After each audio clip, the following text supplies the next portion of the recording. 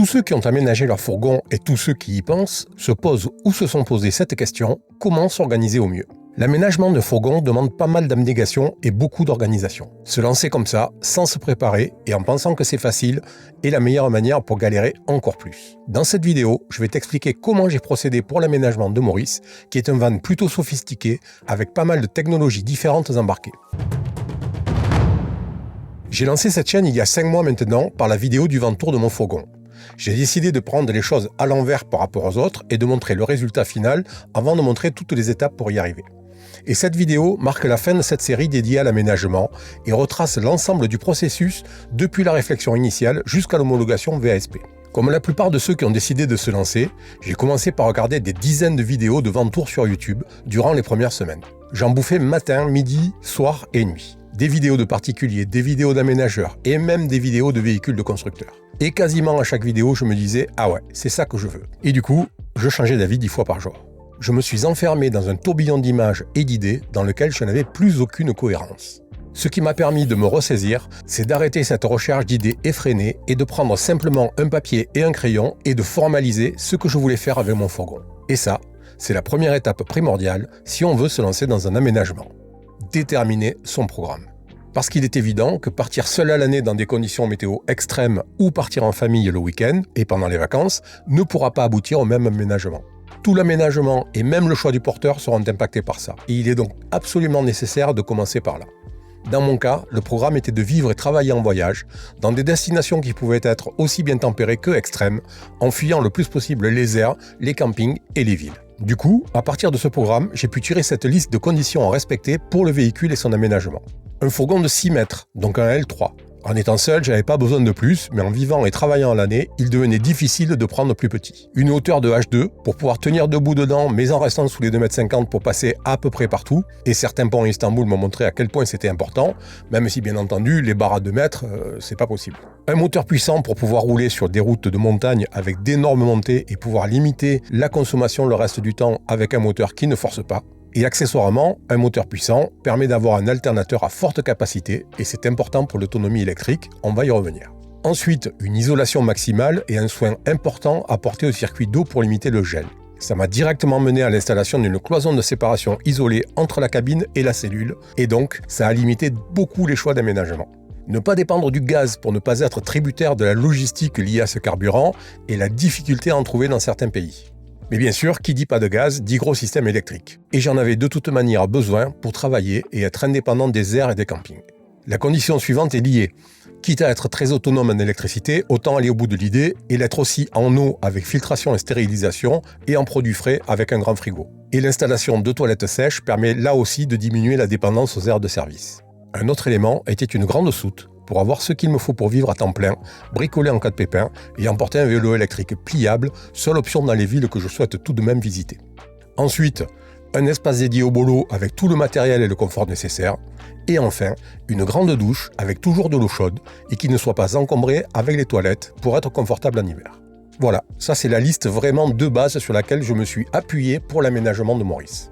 Et au final, cette liste a réduit drastiquement les possibilités qui restaient disponibles. Et c'est exactement ce qu'il me fallait. Bien entendu, chacun aura sa propre liste qui donnera plus ou moins de possibilités ensuite, celle-là étant vraiment extrême.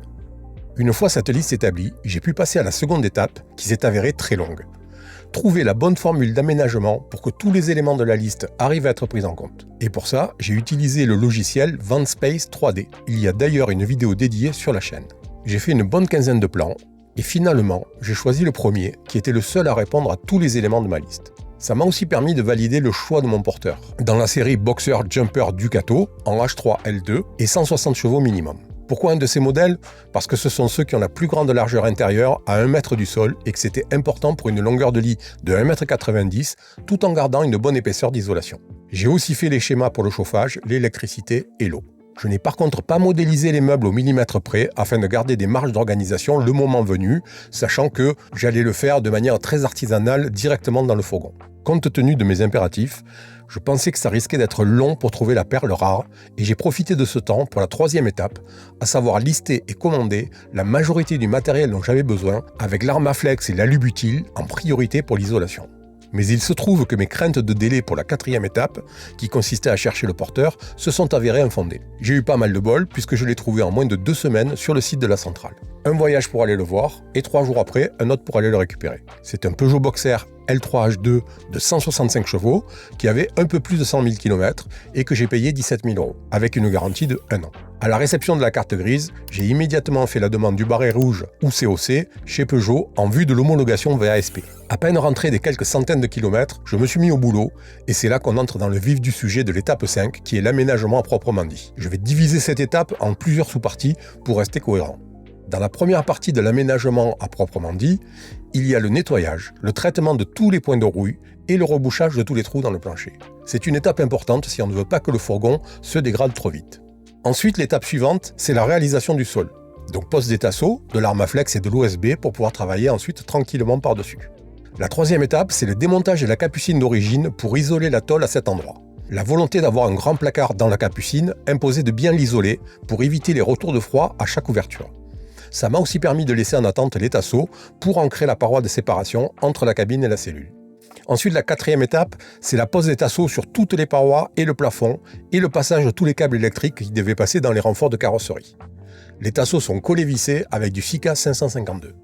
L'étape suivante, c'est la pose de l'isolation phonique à l'alu-butyl et de l'isolation thermique à l'armaflex entre les tasseaux. Ici, il est important de noter que les tasseaux doivent être posés absolument avant l'armaflex, puisque ce dernier perd pas mal de ses capacités isolantes lorsqu'il est compressé. La sixième étape, c'est le passage de tous les câbles électriques, des conduites d'eau propre et des gaines de chauffage. La septième, c'est l'installation des réservoirs d'eau propre et d'eau grise, donc à l'intérieur et à l'extérieur du fourgon. La huitième, c'est la découpe de tous les ouvrants, après demande d'autorisation au service carrosserie de chez Peugeot, en vue là aussi de l'homologation VASP, et la pose des lanterneaux, des baies et des ventilations. L'étape suivante, c'est la mise en place de l'habillage en contreplaqué de 5 mm, des cloisons de la douche et du receveur, et la construction de la cloison de séparation avec le système de filtration avant réservoir dans la cloison.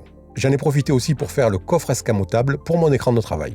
La dixième étape a consisté à la réalisation du lit et de la cloison technique entre la cellule et la soute dans laquelle se situe la stérilisation de l'eau, passent les gaines de chauffage et les tuyaux d'eau. Ensuite, installation du chauffage et du chauffe-eau dans le coffre de l'assise du coin repas. La 12e étape, installation du WC escamotable dans le même coffre. Donc là, il a fallu jouer un petit peu des coudes parce que c'était très serré pour faire tout rentrer. L'étape suivante a été l'habillage de la douche en dalle PVC et la pose des rideaux à lamelles pour la porte de la douche et de la niche des WC escamotables. La 14e étape, la réalisation des bâtis des placards hauts et la niche du frigo.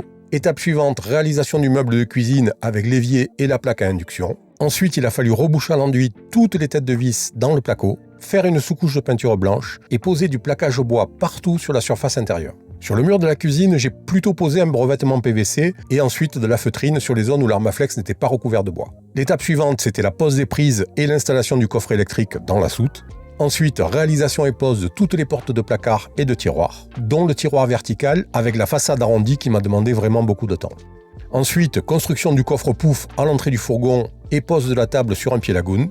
Après, toutes les petites choses à fignoler, par exemple la costra entre le lit et la cuisine, la découpe du matelas à bonne dimension, etc. Et enfin, dernière étape, la 21e, réalisation et envoi du dossier d'homologation à l'Adréal.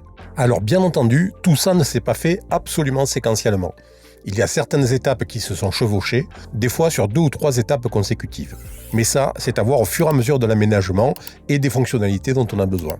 Pour moi, ça a été le cas. Peut-être que pour d'autres, ça pourrait être fait plus séquentiellement et que pour d'autres encore, ça sera beaucoup plus le bordel.